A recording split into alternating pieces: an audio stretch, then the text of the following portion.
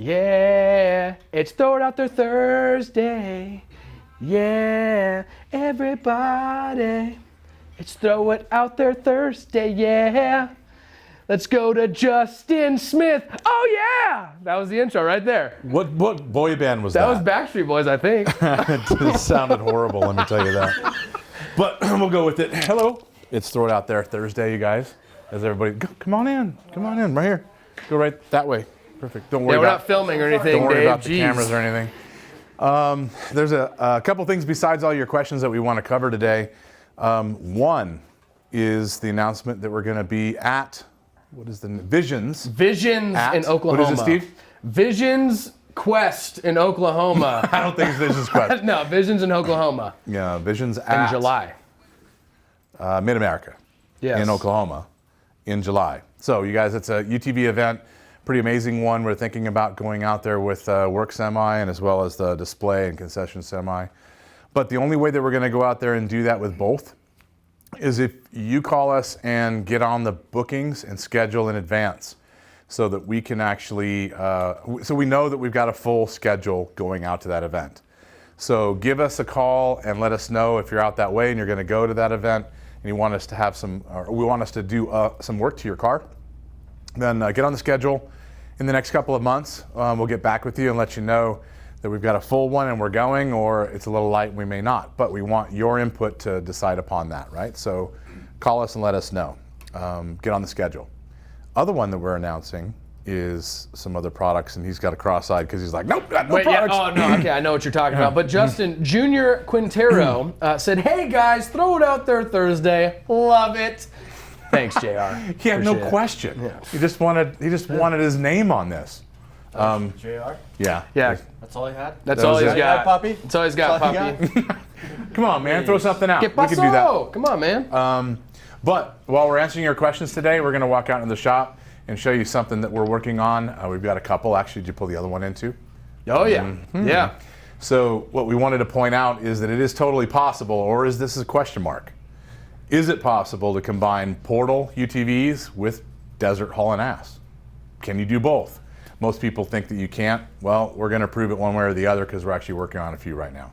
So Jake, why don't you head out? I'll follow you. You're first. You're supposed to be first. Go the other way.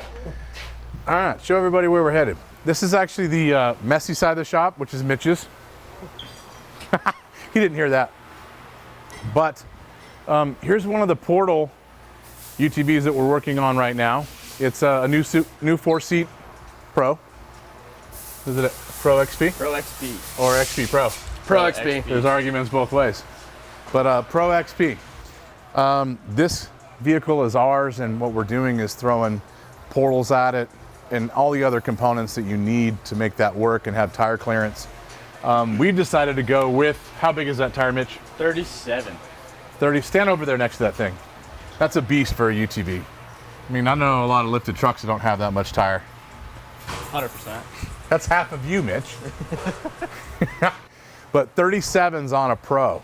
And with a 4-inch portal, our goal with this is not only can it do mud, rock crawling, but we're going to take it to the dunes. We're going to take it to the desert. We're going to run whoops with this thing day in and day out and show you guys that it's possible. Mitch. Before we start into that, for the people who don't know, what are portals? Excellent question. So as you zoom in, Jake, this aluminum unit right here is a portal system. And what it consists of, this round cap is covering up a bearing and a gear driven by the factory axle that we have out of this car at the moment. But the axle comes in at the top, drives the upper gear. There's 2 idler gears on the side that connect to the lower gear that's housed and surrounding the final drive stub. So a normal UTV hub is going to have the drive right in line with the axle at this upper portion, and this splits that or raises the vehicle, lowering the drive unit by 4 inches. You can get portals in 4, 6, and 8-inch numbers. I think they were working on 10s, or somebody's got 10.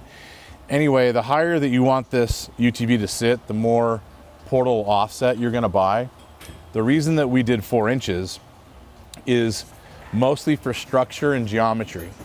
The higher that you go, or lower the drop, or higher the vehicle is going to sit, the more leverage and stress is on the drivetrain and on the arm system and everything else, including frame tabs, that most of these guys deal with that are running a lot of mud with 40-inch tires.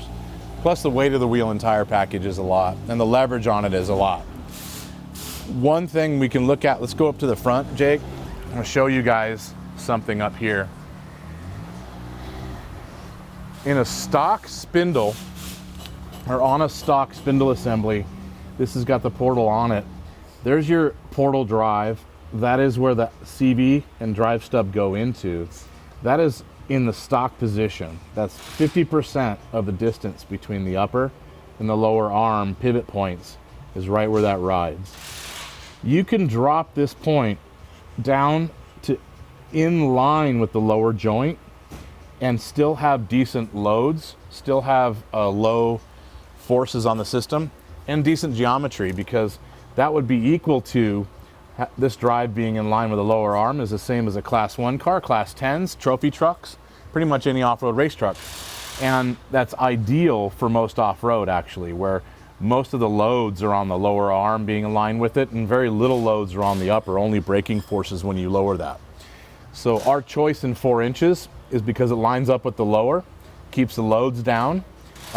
Geometry is the least negatively affected by doing that. And we can run whoops like that. As soon as you lower it farther, then you have a bunch of issues. Steve. Justin, I thought we only worked on suspension. Why are we doing this to this car? Well, good question. So we don't in the shop. We're not going to install all this stuff for you. Okay, we're not set up for it. We really don't have the room or the guys.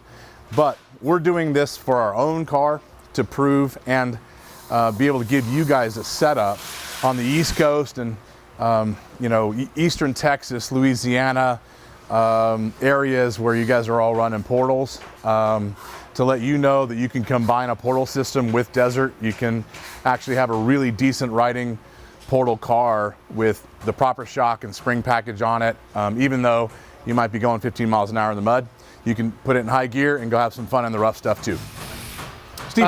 Jody Mikowski wants us to know, huge shout out, I love my IQS. Badass, Jody. Awesome. Thank you very much. Mitch. A couple people want to know, how much does that mess with the scrub radius? It messes with it quite a bit. No matter what you do, if you bolt a portal on to your vehicle, you can kind of see it if you come back down here, Jake, from the front. Normally, see this thickness of the portal? It's about 2.5 inches, maybe even 3 inches in width. That's how far out you're pushing the tire compared to stock. And if you look at any of our wheel offset videos, we're gonna tell you to try and keep the wheel and tire in the same position from a width standpoint, center of the tire, to keep the geometry right. So we've already shot ourselves in the foot by about 3 inches of offset with this portal system. That's why we're limiting it to 4 inches, so the loads are lower. And by raising the tire up, the higher we go on the tire, the more it fixes that scrub problem. So 3 inches of scrub additional might actually come down by the time you raise this up on the ground to 2 inches of extra scrub. We don't want 2 inches, but it's the best you're gonna get with a portal system. So overall, it's gonna be bad, we're just limiting it. How about how much unsprung weight do they add per corner? Well, in a factory wheel and tire is about 25 pounds. We routinely race a 40-pound wheel and tire package. So I would say 40, 45 pounds max is pretty good with a 32 or a 33. This is in the neighborhood of 75 pounds, so it is drastically high as far as unsprung weight and loads. But if you're going slow in the mud, it's not a big deal. It's in the whoops when the tire leaves the ground and revs up, engine hits a limiter, tire spins way fast, comes back down and goes, oh! Okay, that stopping of inertia is where parts break. And we will be testing this system to try and give you the best system for this with the least amount of breakage and best ride quality we can. It's probably not gonna be as good as a non-portal with 33s, but we're gonna make portal systems much better than they currently are. Steve. if I have a complete shock therapy done on my X3 RC 2-seater, how much higher will my X3 be? That all depends on tire size, sir. So if you let us know your tire size, we can let you know. So stock to stock, it'll probably go up 2 inches depending on how settled or stacked out the springs are factory. And according to tire, every 2 inches of tire is another inch of ride height. So from a 30 to a 32, you're gonna get another inch. So that'd be about 3 inches, roughly. Mitch was first, Steve. Got you. Yes. He was first. 2 people asking about catch cans, but I want to say something that somebody said on here about a catch can, and it is how much can a catch can if a catch can could catch can? What are your thoughts on catch My thought cans? is that to answer that question, you'd have to ask a woodchuck. They know the answer to that. Perfect. But what's the rest on the catch can stuff? Just what's your opinion on them? Do you think they are worth it? Yeah, pretty much that. Yeah. What do you think about catch cans? Are they worth it? Would you catch a can if you could catch a can, Justin? If a If a catch can could catch you? So, for those who don't know what we're talking about, it's going to be a breather or oil mist catch can, or any crankcase pressure that we're draining into a can and catching the excess oil that might be bleeding off. The factory system is designed where it's going to circulate all of the crankcase pressure back into the intake and burn it off. Really, the only time that you want to have a catch can, or let me back that up. So you never want a catch can, but the only times you need one is if you have excessive crankcase pressure, either from blow-by, bad rings, piston problem, ring scratched bore, something like that, usually causes too much lower crankcase pressure that makes people want to put it in a can.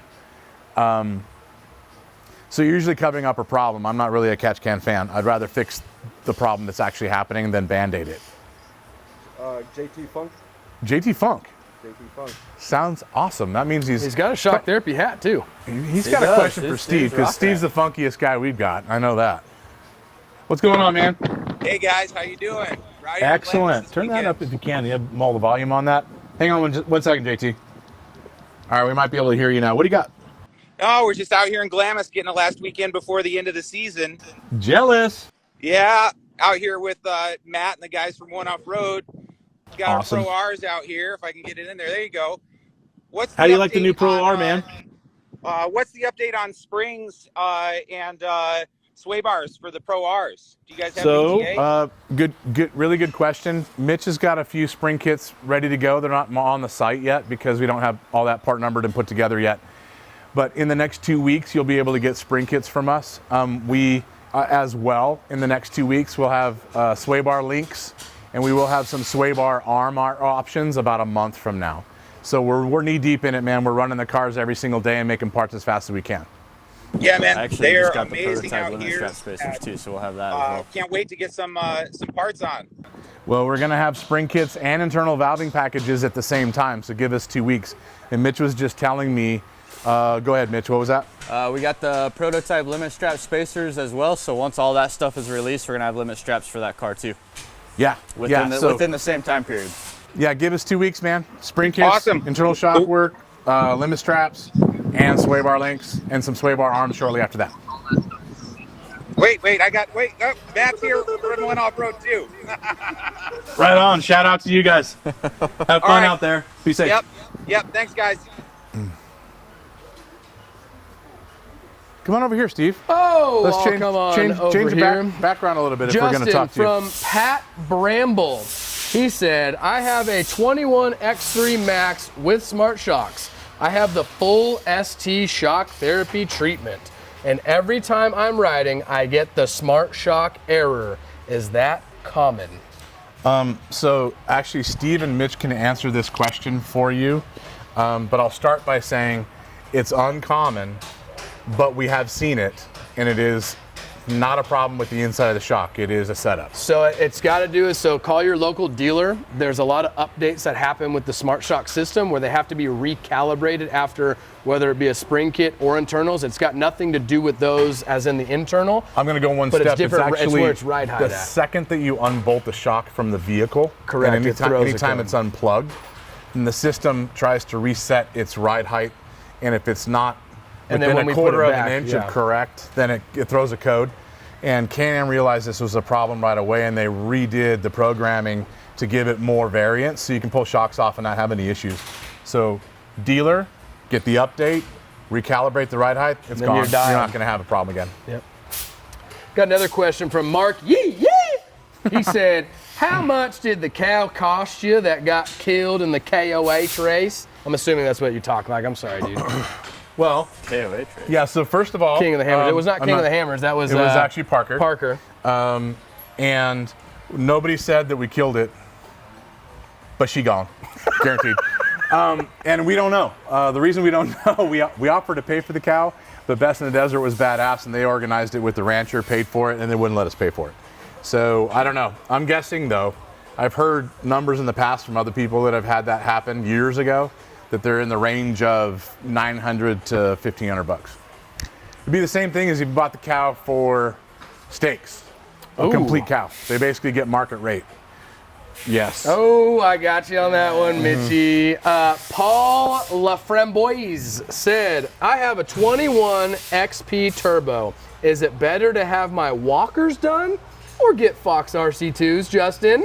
Sounds like a question That's for it. Steve. Yeah. Yeah, actually, I think Steve is better for this. I do have the same answer as he does, but he's better at it. So that is an open-ended question. So I would love for you to get RC2s.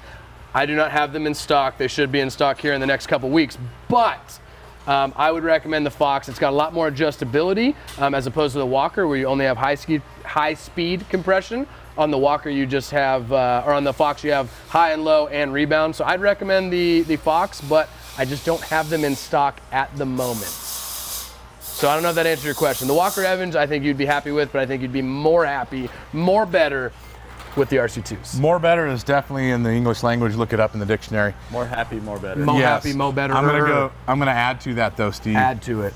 So I know what most people do, and they're looking at the math. They're like, hey, I'm gonna spend $1,500 to $2,000 on my walkers, Yep. right? Gonna spend $4,000 on RC2s. Yep.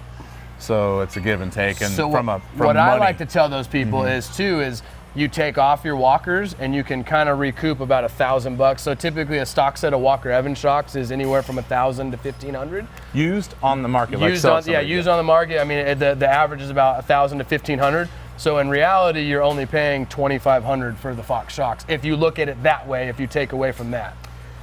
I have different math for you. So if they're gonna spend $2,000 on the walkers, Okay. or they're gonna spend $4,000 on a complete set of Fox RC2s that we have done with our spring kit, Yep. if they sold the walkers for $1,000, then it's only $1,000 more to do the Foxes as opposed to fully doing the walkers. Okay.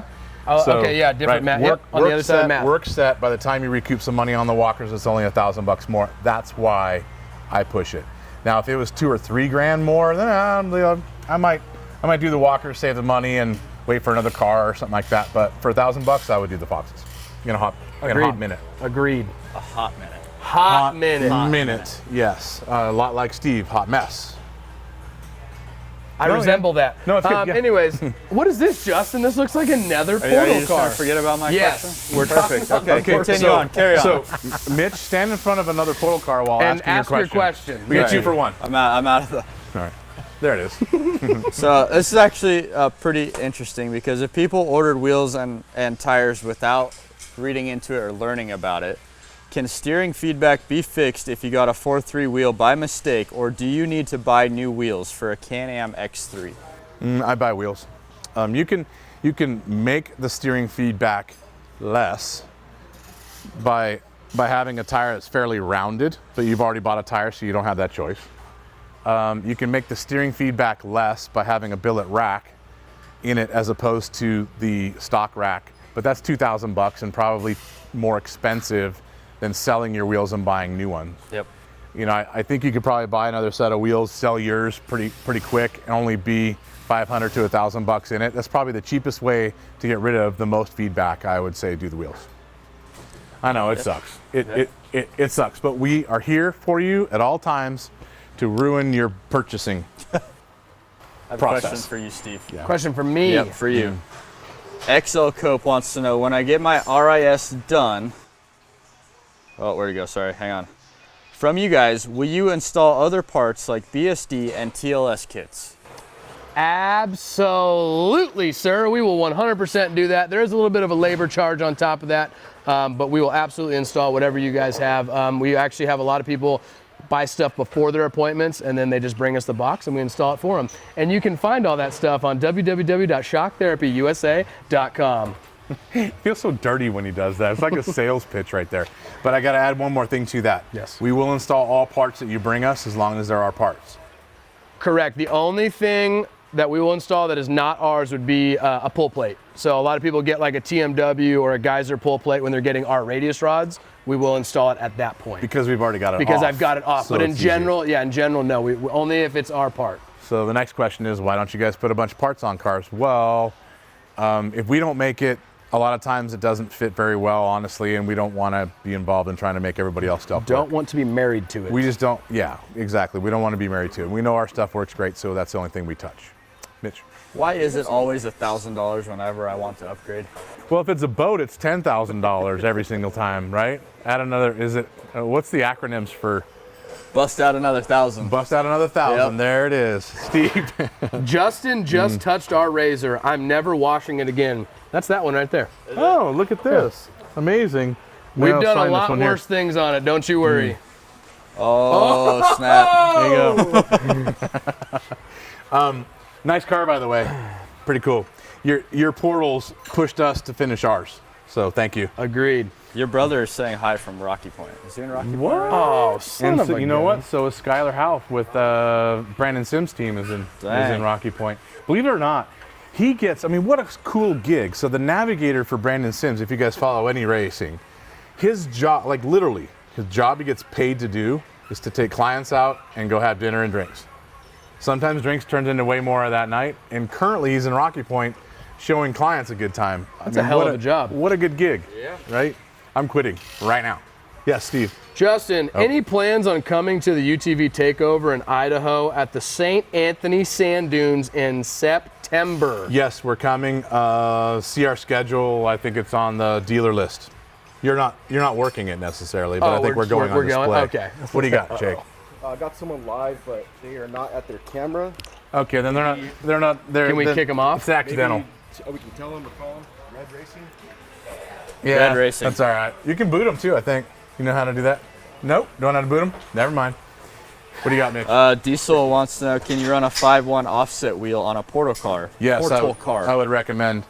Question is 5.1 on a portal? Yeah, you can. And I would run as much inset as you can. So that's going to be a 6.1, 5.1, 4.1. Max would be a 5.2 that I would do. I'd never get into the 4.3s on anything, especially with a portal. I mean, you're already dealing with offset issues.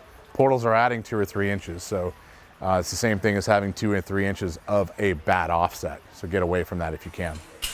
Mitch? To follow up on the RC2 question, if we go with those RC2s for 4K, do they come bolt-on ready? Absolutely.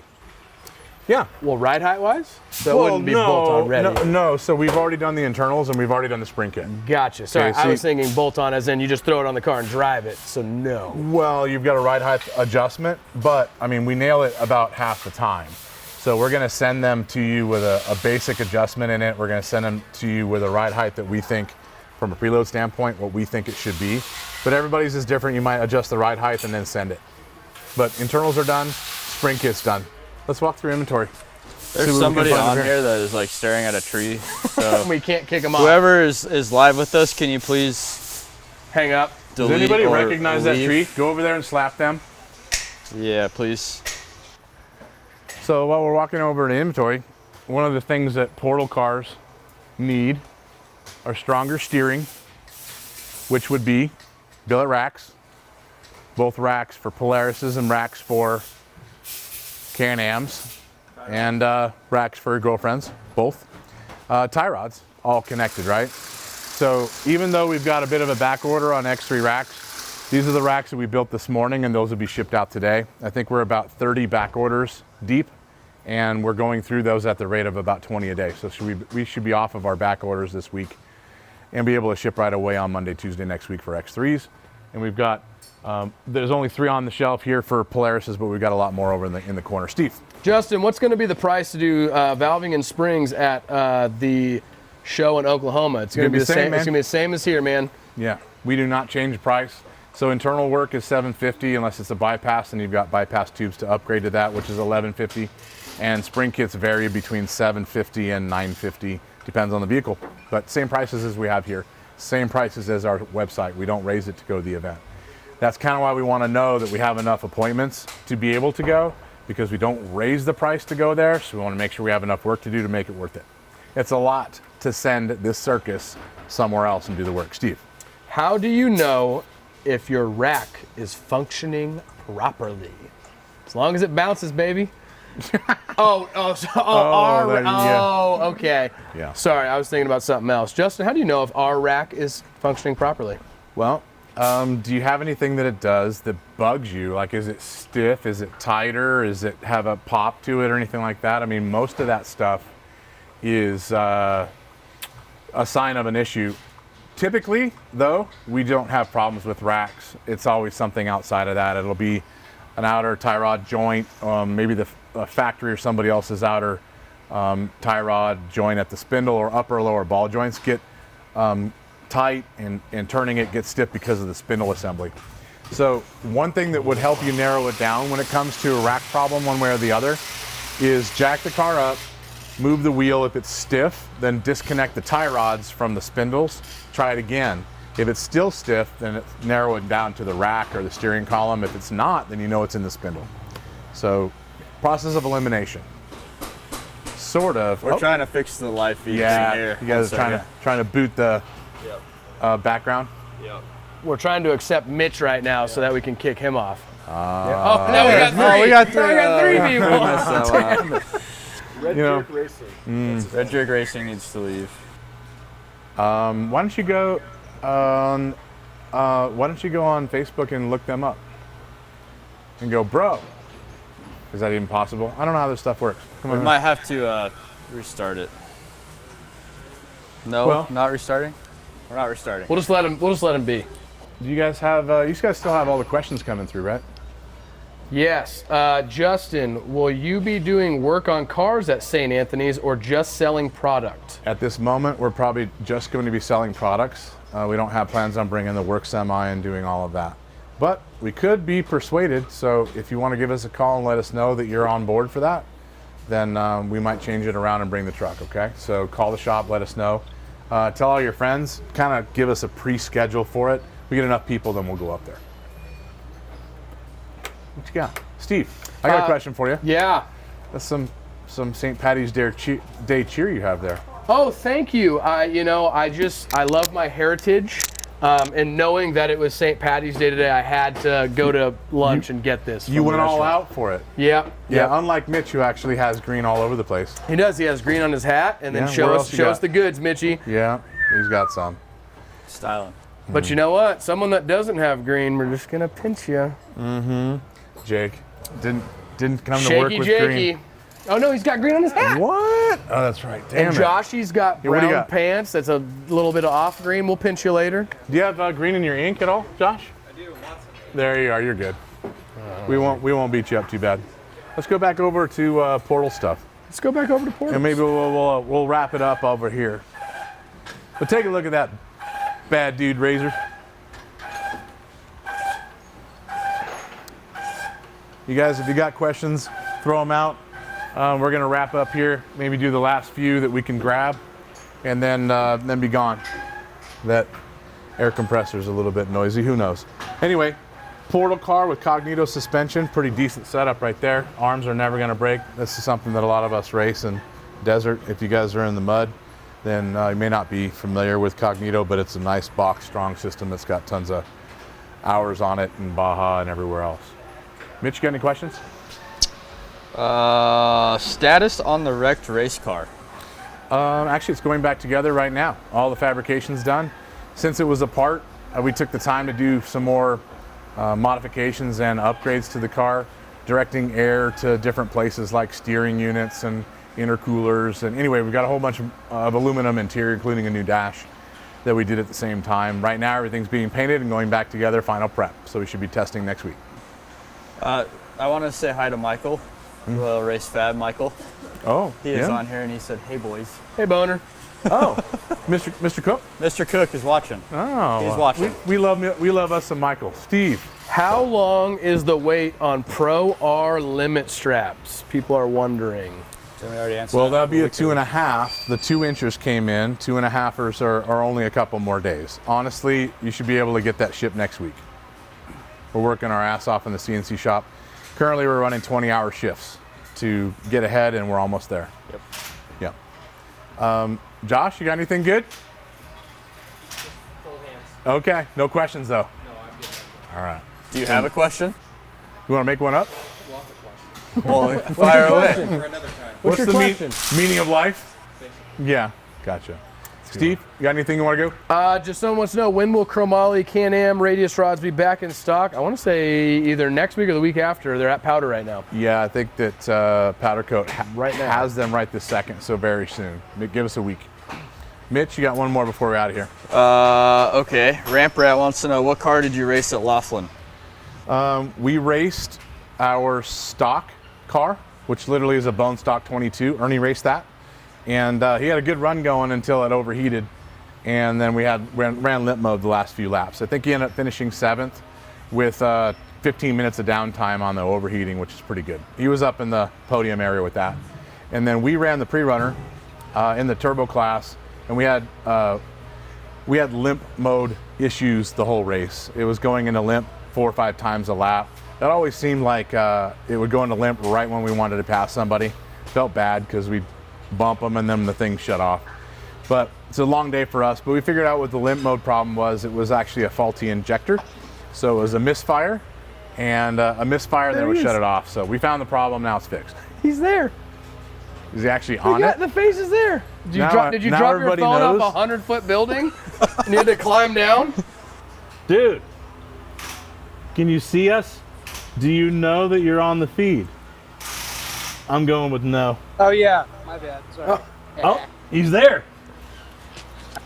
Hey, it's going great. You know, the trees in the background have been on our feed for the last 15 minutes. Thank you. Oh, burn. Well, I'm glad I looked at my phone. I have a question. I was trying to talk to you guys yesterday, and I guess you guys don't do that on Tuesdays. So, Nah. What's your question, bud? talking about the limit straps on the cars. I'm a dirt bike guy, and I do valving, and I used to do valving and springing on motocross bikes. And, you know, rear shock on dirt bikes, just a coilover, just like a Can-Am. So I'm totally confused by the whole limit strap thing. As to, you guys say that it's hard on the shock, it beats itself up, you can hear it clanking. And on the inside of a dirt bike shock, there's some of them have like a top out bumper in there or like a top out spring.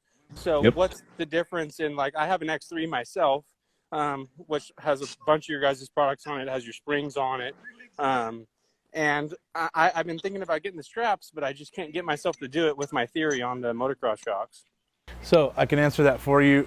Steve or Mitch, can you grab a top out spring and a top out bumper from any shock really quick? Any extension spring or any other, you know, crappy hydraulic stops, maybe on a walker or any of that stuff. So Mitch is going to get the actual parts so I can show you what's inside some of this stuff. But since you have an idea of how it functions, I'm going to describe it. So when the shock goes to full extension and that piston is pulled down to the seal head, what stops it on a dirt bike, you're talking about an extension or top out bumper. There's different versions of that bumper in UTVs. One, a walker has a hydraulic version. It basically is a machined step up in the seal head and a machined cup that goes around it on extension. Thank you. Yeah, and that's the same. That process here is only 5/1000ths of an inch clearance, and it squirts oil out of it and hydraulically slows it down. Right. And That's in a walker. In most Foxes, there's a top out spring, and here's one Mitch just grabbed. The spring rate on this is between 160 and 240 pounds per inch as this compresses. This is the only thing that stops the piston from hitting that seal cap. The weight of the shaft, loop, arms, axles, spindles, wheel, and tire are hanging on this spring. They make stiffer ones that are up to 400 pounds. The problem with both the hydraulic extension one and the top out spring is that they're not strong enough or stiff enough to slow the extension down when you put a heavy wheel and tire on it. The reason it's not an issue in dirt bikes is because the difference between a lightweight wheel and tire on a dirt bike and a heavy one is only about 10 pounds. You can control that inside the shock, no problem. But the difference between a heavy wheel and tire on a heavy and a light system on a UTV can be 100 pounds on extension, and no spring at those rates and no hydraulic stop can stop it. So as soon as you go aftermarket parts, the weight's too high, the speed's too fast, it blows through this extension spring or hydraulic bump and hangs on the piston. All of that weight tries to pull the piston off the shock, and that neck down portion of the shaft that's threaded and holds valving and the piston on snaps right off. It happens over time, usually in a play car, a couple of years. In a race car, 2 races, and we'll pull the head off the shaft. So stopping the system from grabbing this spring or the extension stop and stopping the system before this bottoms out and tries to smack the piston off of the shaft is the goal and process of a strap. And a strap does not care about the weight. You can throw all the weight that you want on it. You just raise the strap up slightly and give you what you need so it doesn't pull on the shock. This is not new. This has been around for 40 years in off-road racing because they don't make a shock strong enough to hold the weight of a trophy truck wheel and tire. And we're just getting a little bit smaller in UTVs, but it's the same process. So I would do a strap, man. Doing it through shock is time consuming, it's expensive, and they don't make the parts to do it right.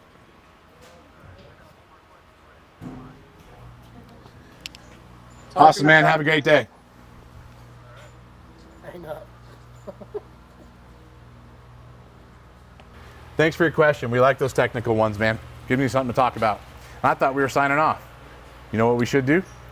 Answer your questions and then get out of here, right, Mitch? Yeah, we got one question from a Troy McDonald. He said, "Can I send in my shocks for internal upgrades without doing springs?"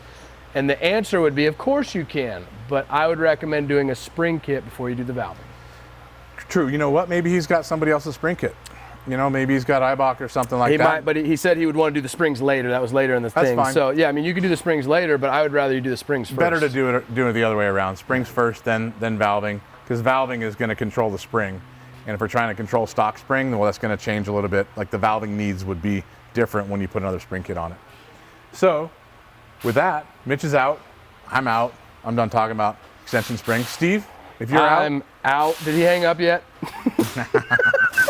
All right, guys. If you want to buy anything off the website, visit www.shocktherapyusa.com. Or if you have any questions, call in at 623-217-4959 and have a happy St. Patrick's Day.